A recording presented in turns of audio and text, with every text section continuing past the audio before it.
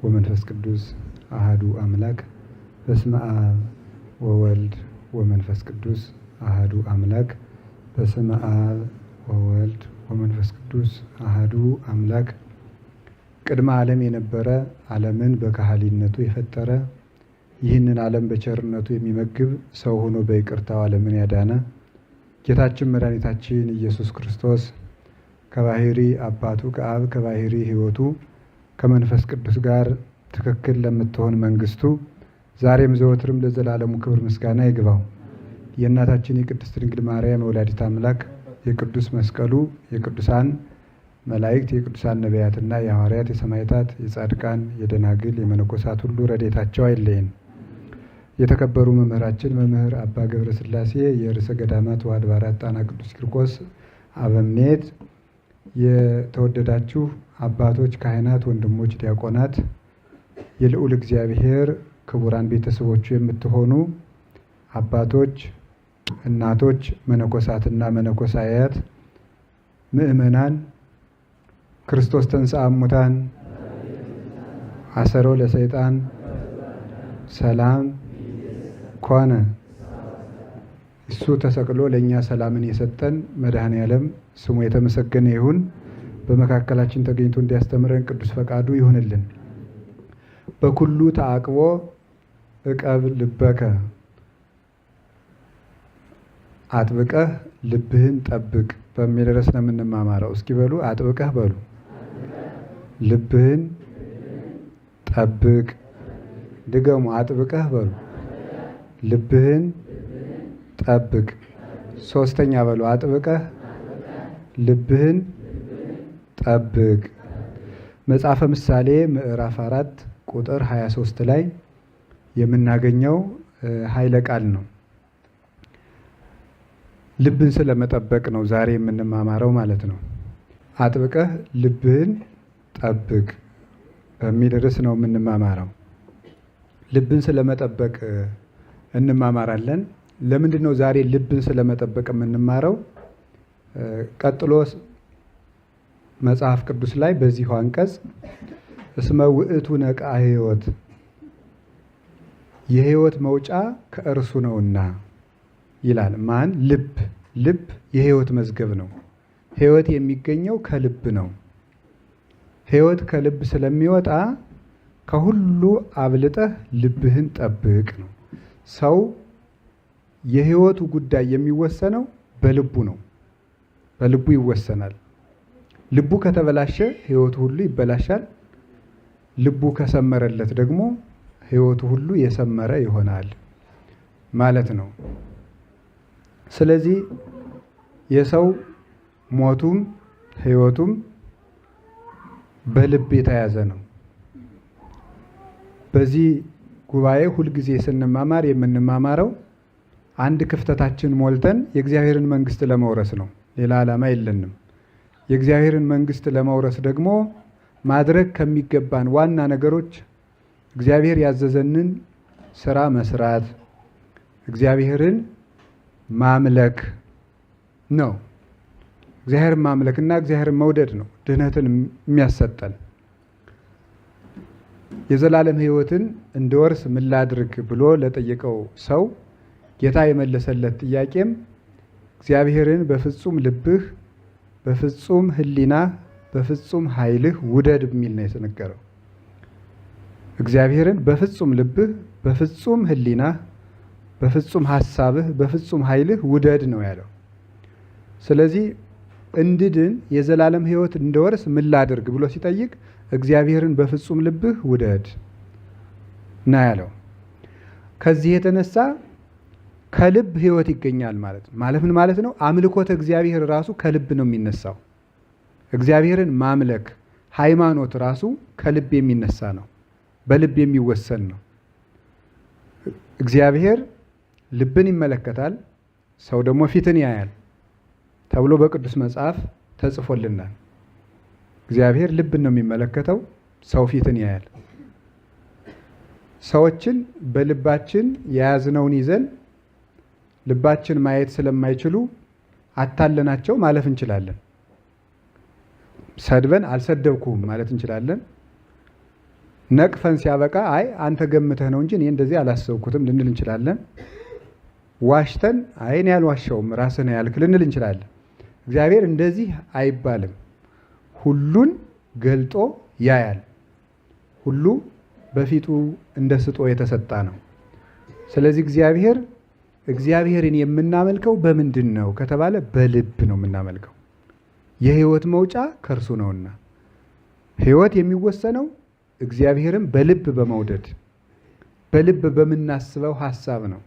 ሐሳባችን ነው። ልጄ ልብህን ስጠኝ የሚለው ለዚህ ነው።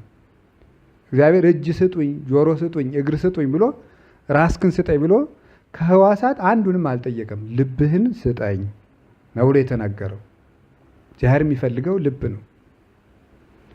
ስለዚህ ክፉ ስራዎች ሁሉ ከልብ ነው የሚነሱት።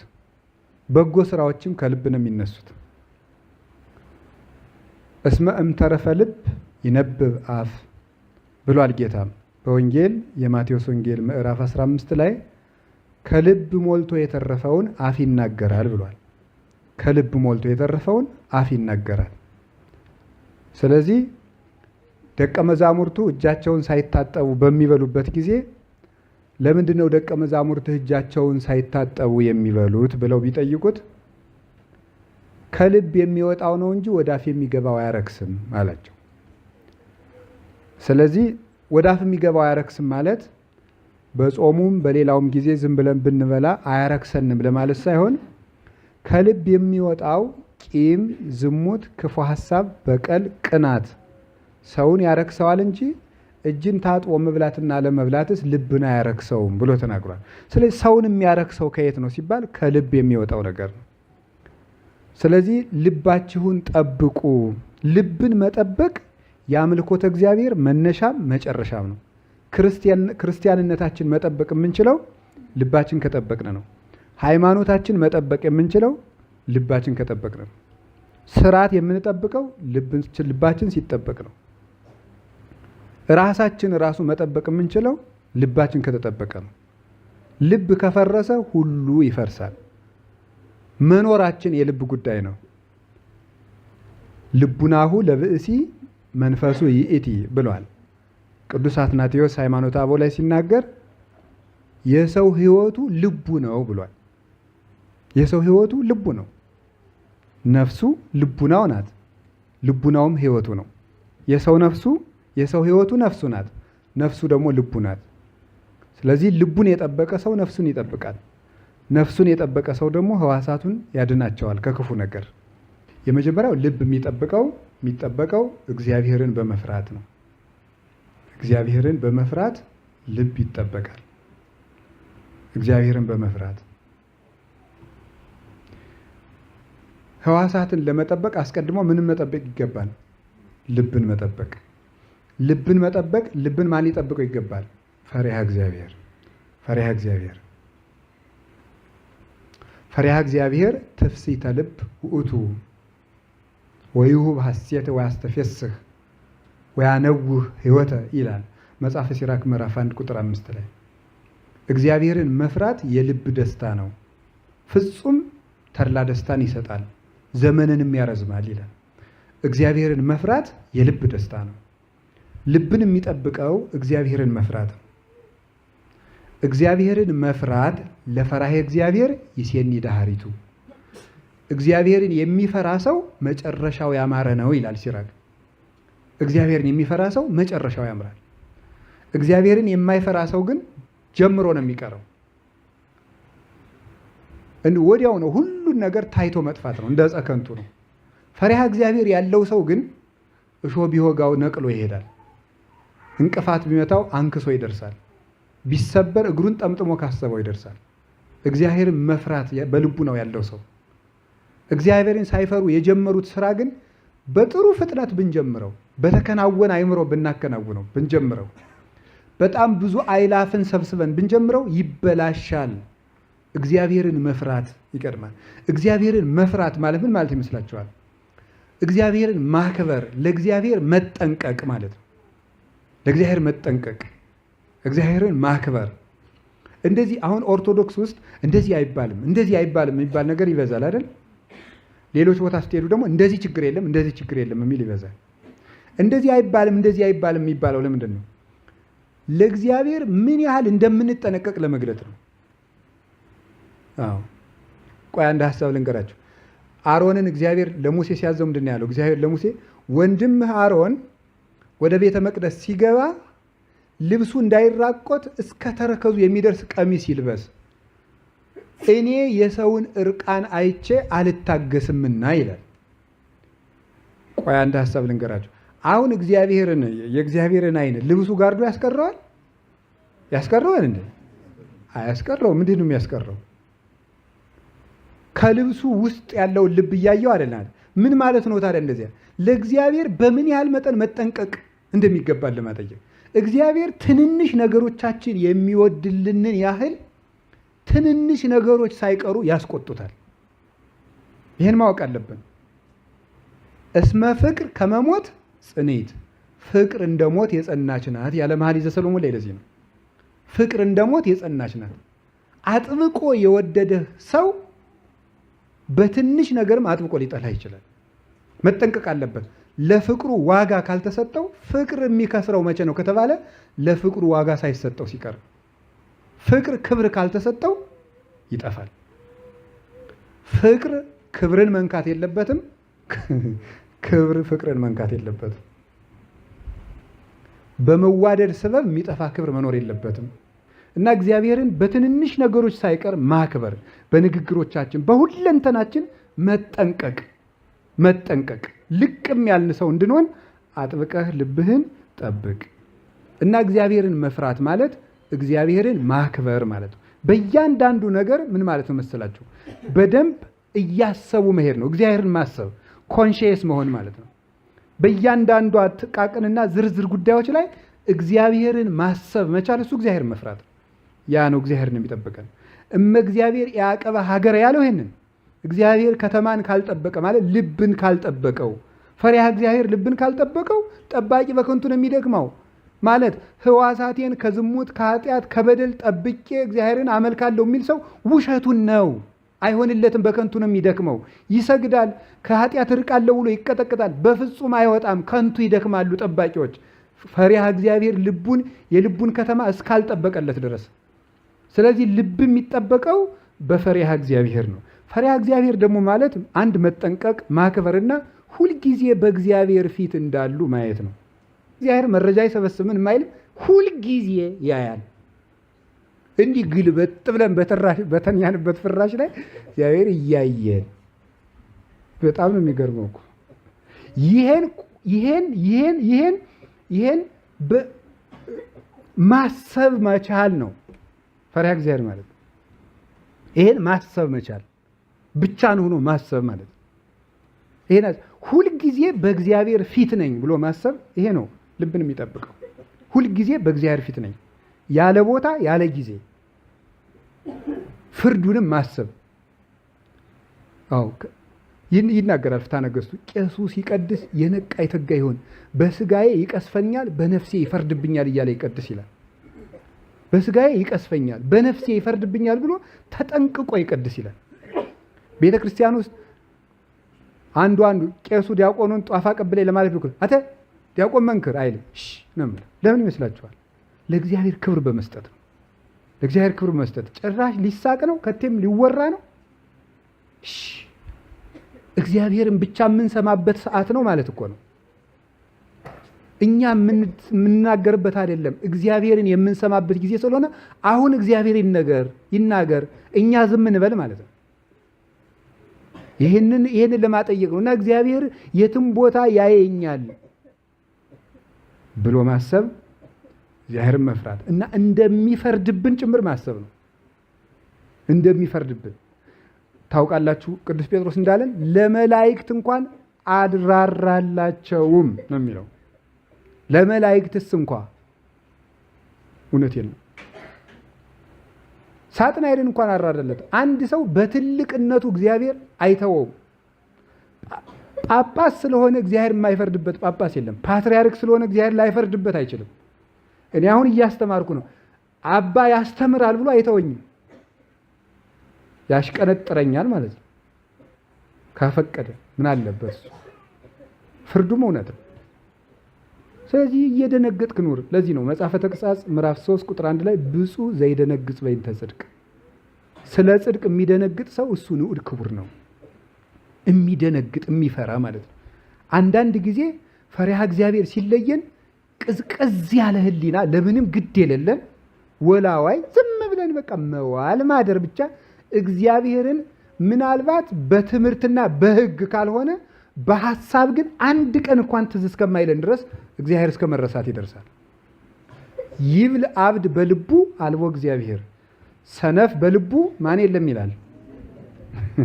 ሰነፍ በልቡ እግዚአብሔር የለም ይላል ማለት እግዚአብሔር የለም ብሎ የካደ መናፍቅ አይደለም። እግዚአብሔር ፊት ለፊት የለም ብሎ የካደ ሰው ነው ፈሪሃ እግዚአብሔር። እና ለዚህ ነው በጣም ብዙ ጊዜ እዚህ ጉባኤ ለራሱ ተናግሬዋለሁ። እግዚአብሔርን ማመን ማለት እግዚአብሔርን ማየት ማለት ነው የሚል ብዙ ቀን ነግራቸዋለሁ። እስኪ በሉ እግዚአብሔርን ማመን ማለት በሉ። እሺ እግዚአብሔርን ምን ማለት ነው? ማየት ነው። የት ነው የምናየው? አቤት አቤት፣ ፊት ለፊት። እስቲ እንደው አሁን በዚህ 40 ቀን ውስጥ ጸሎት ሲጸልይ እግዚአብሔር ፊት ለፊት አንድ ቀን ትዝ ብሎት የሚያውቅ ሰው ነው? መጽሐፉ ብቻ ትዝ የሚላቸው ፍቃሬ ዘጻድቅ በቃ እንደዚህ ማለት ነው። እግዚአብሔር አሁን ትዝ ብሎት የሚያውቅ ሰው አለ? እግዚአብሔር አንድ ጊዜ እግዚአብሔር ብሎ ነው። አዎ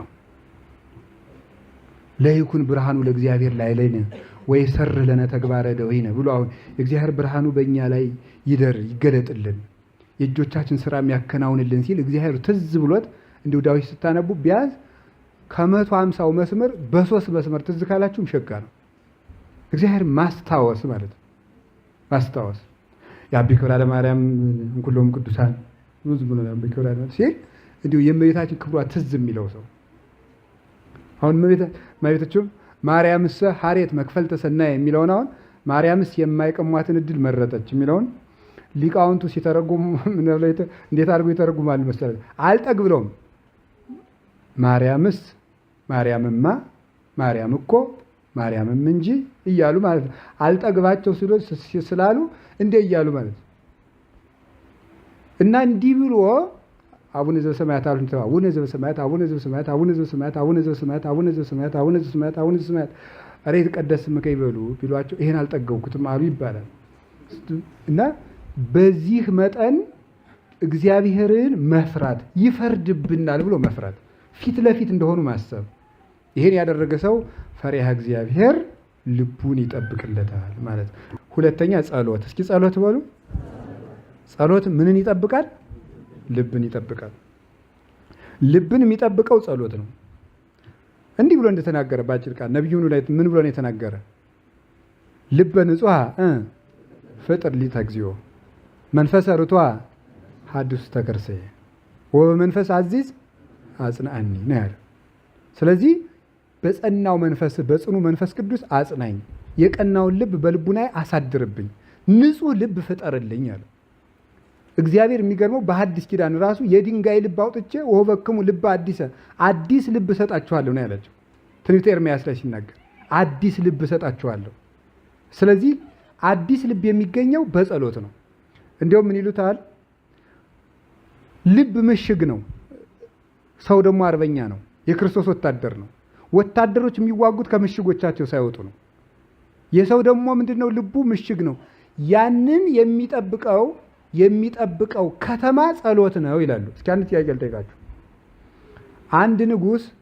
አንድ ንጉስ በአንዲት ሀገር ነግሶ ሲኖር ሌሎች ጠላቶቹ እሱ ወደ ነገሰበት ከተማ ቢመጡ ከተማውን ለቆ ሂዶ ይዋጋል ወይስ ከተማውን ሳይለቅ ይዋጋል? በሉ ንገሩኝ እንጂ። ከተማውን ለቆ ነው አይደለም እንዴ? ሳይለቅ ነው። ለቆማ ከሆነ በሌላ በኩል ገብተው ይይዙታል። ከተማ ሳትለቅ ተዋጋ ይላሉ አባቶቻችን በዜና አበው። ከተማ ሳትለቅ የልብ ከተማው ጸሎት ነው። ጸሎትን አቋርጠህ አጋንንትን አሸንፋለሁ፣ ወደ ጽድቅ አድጋለሁ፣ እመለሳለሁ ብትል አይሆንም። ቤተ መንግስትህን ለቀህ እየተዋጋ ነው። ከተማህን ለምን ትለቃለህ? አጥር ነው። አጥሩ ከፈረሰ ቤቱን ነቅንቆ ማፍረስ ቀላል ነው። እና የህይወታችን አጥር ጸሎት ነው። ስለዚህ ሁላችንም ወደ ፈተና እንዳትገቡ ምን በሉ ነው ያለ? ተግታችሁ ጸልዩ ነው ያለው። ፈተና ልብ እንዳይፈተን የሚጠብቀው ጸሎት ነው። ጸሎት ካቋረጠ በሁሉም ነገር ህሊናው ቀዝቃዛ ነው፣ ተስፋ የቆረጠ ነው፣ ልቡ ቀዝቃዛ ነው፣ ሐሳቦቹ ሁሉ የሞቱ ናቸው፣ በጎ ስራም አይሰራም። አንድ በገዳም የነበረ ትልቅ ባይታዊ ነበረ እና ደቀ መዝሙር አለው። ደቀ መዝሙሩ ጸሎት አይወድም።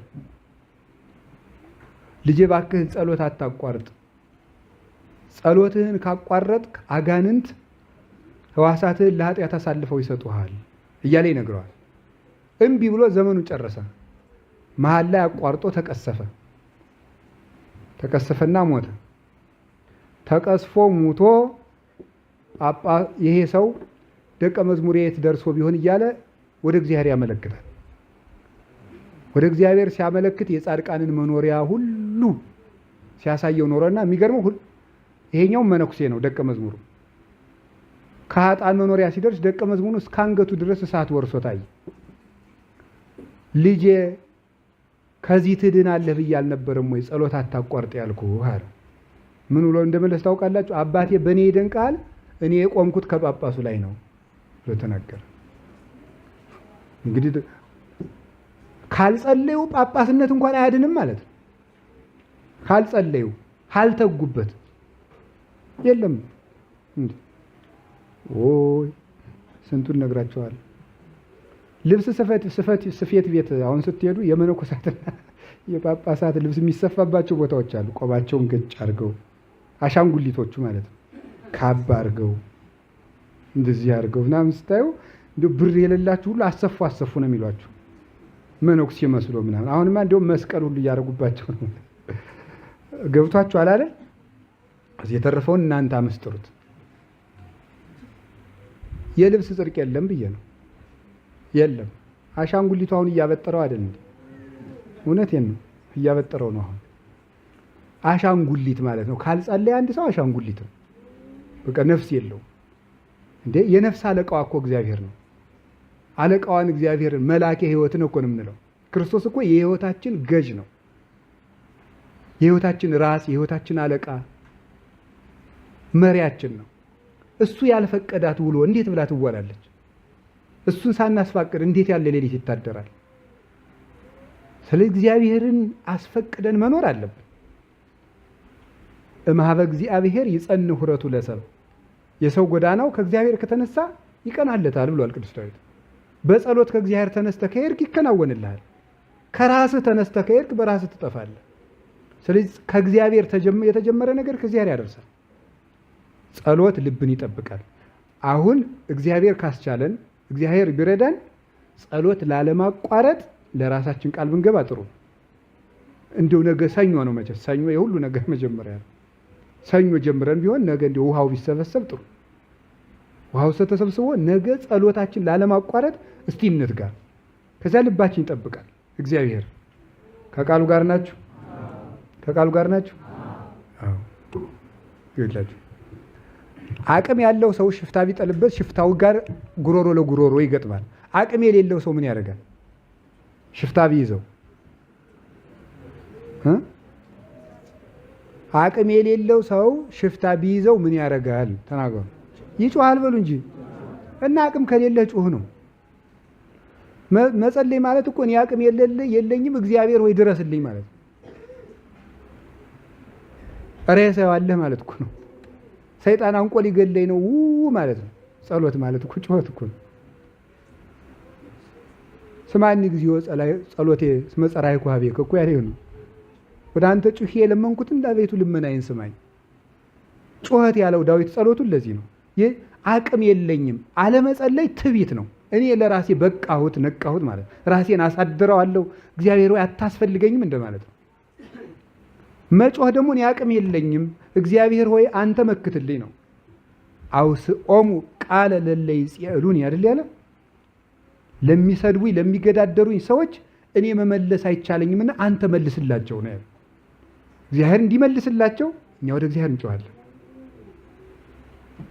ይህን ያደረገ ሰው እግዚአብሔር በጸሎት ይጠብቀዋል። ጸሎት ልብን ይጠብቃል። ከቃሉ ጋር ናችሁ? እግዚአብሔር ከሁላችን ጋር ይሁን። ሶስተኛ ልባችን የሚጠብቅልን በርን መዝጋት ነው። እስኪ በሉ በርን ምን ማለት መዝጋት። በርን መዝጋት ማለት ምን ማለት ነው? ሁር ህዝቤ ወባ ቤተከ ወእጹ ኆኅተከ ይላል ኢሳይያስ 26 ላይ ሲናገር፣ ህዝቤ ሆይ ወደ ቤት ምን በል ይላል። ቤት ያለው አሁንም ልብ ነው። ወደ ቤት ግባ፣ ደጅህንም ዝጋ ይላል። ወደ ቤት ግባ። ወአንተሰ ሶበ ትጼሊ በቤተከ ወእጹ ኆኅተከ፣ አንተ ግን ስትጸልይ ቤትህን ወደ ቤት ገብተህ ደጅን ዘግተህ ጸልይ ብሏል ጌታ ማቴዎስ 6 ላይ ሲናገር። ምን ማለት ነው? ወደ ቤት ግባ ማለት ወደ ልብህ ግባ ነው። ህዋሳትህን ሰብስባቸው ነው። ደጅን መዝጋት ማለት የማይረቡ ወሬዎች ወደኛ እንዳይገቡብን ማድረግ ነው። ልብን የሚያረክሱ ነገሮችን ከመስማት መጠንቀቅ፣ የደጅን መዝጋት። ዓይንን መጠበቅ። ሚጦን ለአይንቴ ከመ ኢይራያ ከንቶ፣ ዓይኖቼ ክፉ ነገርን ከንቱ ነገርን እንዳያዩ መልሳቸው ብሏል ቅዱስ ዳዊት። ዓይኖቼ ከንቱ ነገርን እንዳያዩ መልሳቸው። ዓይን በዓይን የሚገባው ልብን ያረክሰዋል። በጆሮ የሚገባው ልብን ያረክሰዋል። ልብን እንዳያረክሰው ዓይንን ጆሮን መጠበቅ፣ የሚያረክስ ነገር ከመስማት መጠበቅ ነው። የሚያረክስ ነገር በዚህ ውስጥ ከገባ ግን አባቶች ይሄን በሁለት መንገድ መስለው አስተምረውታል። አንደኛው በእሳት፣ ሁለተኛ እብድ በወረወረው ድንጋይ መስለው ያስተምራሉ። የበረሃ አባቶች ሲያስተምሩ አንድ እብድ ወደ ቤት ይወረውራል፣ ድንጋይ ይወረውራል። ወደ ቤት በበሩ ድንጋይ እየወረወረ ድንጋዩ ይከማች። ዝም ብለህ ብታየው ምን ይሆናል ይላል። በውጭ ቆመ ዝም ብለህ አንድ ቀን ሲወረውርበት ዋለ፣ ሁለተኛ ቀን ሲወረውርበት ዋለ፣ ሶስተኛ ቀን ሲወረውርበት ዋለ፣ አራተኛ ቀን ሲወረውርበት ዋለ። አንድ ቀን ወረወረበትና ግማሹን ሞላው፣ በግማሹ ገብተህ ተኛ። ሁለተኛ ቀን ወረወረበት፣ ጥቂት ጠባብ አግኝተህ ተኛ። ሶስተኛ ቀን ወረወረበት፣ ሞላ። መጨረሻ ላይ እብዱ ከቤትህ ምን ያደርጋል? ያስወጣሃል። በሉ እንጂ ያስወጣ። እብድ የተባለ ማን ነው? ሰይጣንና የሰይጣን ሰዎች ወደኛ ጆሮ የሚወረውሯቸው ቃላት ናቸው። እነዚያን ዝም ብለህ ወደ ጆሮ ሲገቡ ዝም ብለህ የምታዳምጥ ከሆነ ከልብህ ትወጣለህ ነው። ድንጋይ ሞላው ማለት ቤቱን ድንጋይ ሞላው ማለት ልብ ውስጥ የማይረቡ ነገሮች ሞሉበት ማለት ነው። ሁለተኛ፣ ስለዚህ ድንጋዩን መጀመሪያ ሲወረውር አውጣው ማለት መጀመሪያ እንደሰማ ሐሳብን አውጥተህ ጣል። ወይ አትስማ ወይ ደግሞ ስትሰማ ነገሩን እንደ ከንቱ እያይ ወዲያው ታው መልሰህ አታንሰላስለው ማለት ነው። ከንቱ ነገር ነው። ሁለተኛ፣ ያየኸውንና የሰማኸውን ነገር እንደ እሳት አድርገው ይላሉ። ያየኸውን የሰማኸው ነገር ያየነው የሰማነው ነገር ወደ ምኞት ይቀየራል። ምኞት ወደ ተግባር ይለወጣል። ያየኸውንና የሰማኸውን ነገር እንደ እሳት አድርገው ማለት እሳት ድንገት ብትይዝ ምን ታደርገዋለህ? ድንገት እጅ ላይ ቢያርፍ እንደምታደርገው ወርውረው ነው። ወዲያው ብትይዘው ምን ያደርግሃል? ሳያቃጥል አይለቅህም። ክፉ ሐሳብም ወዲያው እንዳየህና እንደሰማህ ካላስወገድከው ከዋለ ካደረ ነፍስህን ሳያቃጥላት አይለቅህም። ስለዚህ እሳት ነውና ወዲያው አይተህ ሰምተህ ወደ ልብህ የገባውን ነገር ወዲያው አውጥተህ ጣል። ሽሽ ሐሳቡን። ለዚህ ነው ማሪሳቅ በቀዳሚ ጉየይ ወበካልእ ጉየይ ወበሳልስ ተንሥኦ ተቃተል ያለው። ይህንን ሐሳብ ሽሸው። ስለዚህ በርን መዝጋት። እስኪ በርን መዝጋት በሉ ምን ማለት ነው? ክፉ ነገሮችን ከማየትና ከመስማት ምን ማድረግ ነው? መከልከል ማለት። ክፉ ነገሮችን ከማየትና ከመስማት ከቤት መውጣት። ዲና የምትባል ነበረች ኦሪት ዘጸአት ምዕራፍ 34 ላይ ያለች የያዕቆብ ልጅ ናት። እና እሷ ሳይቸግራት ብድግ አለችና ብድግ ብላ ከሰፈሩ ወጣችና ወጣ አለችና በሴኬም ያሉ ሰዎች በሙሉ አገኟት። ከወጣቶች ጋር ተሰብስቦ አንድ ወጣት ጠለፈና አስነወራት። ክብሯን አጣች። በዚህ ምክንያት ደግሞ ወንድሞቿ ሄደው ሕዝብ አጠፉ፣ ገደሉ። ይቺ ዲና የምትባለው ነፍስ ከልቧ ወጥታ የምትኮበልል ናት። ማየትን በቃ የምትቅበዘበዝ ሁሉን ማየት ደስ የሚያሰኛል። ሁሉን መስማት፣ ሁሉን መነካካት ደስ የሚያሰኛል። ከሁሉም የምትወጥ ከሁሉም የምትደርስ እቺ ነፍስና ዲና ራሷም ነውር ውስጥ ገባች፣ ክብሯን አጣች። ወንድሞቿም ነፍስ ገደሉ። በዚህ ምክንያት አባቷ ያዕቆብ ድንኳን ነቅሎ ተሰደደ። በእኛ ምክንያት መከራ የሚመጣው ሁሉን ልየው፣ ሁሉን ልስማው በማለታችን ምክንያት ነው። እንሞክረው ተብሎ የተጀመረ ነገር ነው መከራ ሆኖ ከሰዎች ልብ አልወጣ ያለው እንደ ቀላል የተጀመረ ነገር። ስለዚህ ሁሉን ከማየትና ሁሉን ከመስማት መቆጠብ፣ የማይረባንን ነገር ሁሉ ትምህርት ቤታችን አይደለም፣ ሁሉ መምህራችን አይደለም። መውጣት አለብን። ከዚያ ከማይረባን መስማት፣ የማይረባንን ከማዳመጥ መውጣት አለብን። ከቃሉ ጋር ናችሁ? እግዚአብሔር ከሁላችን ጋር ይሁን።